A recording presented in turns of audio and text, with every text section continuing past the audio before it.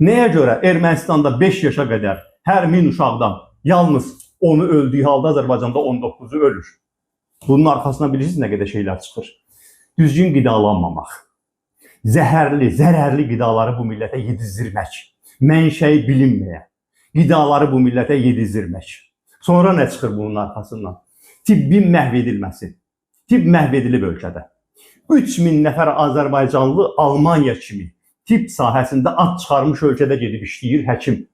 Azərbaycanda insanlara normal, istedadlı adamların həkim işləməsinə imkan yaradılmır.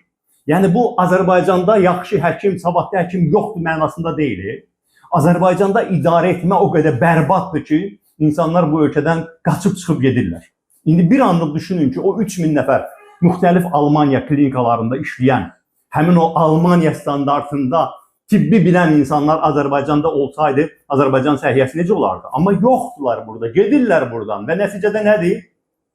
Uşaq ölümləri gəlib çıxıb 1000 nəfərə 19 nəfərlə Azərbaycan çempiondur və o cümlədən Ermənistandan 2 dəfə öndədir.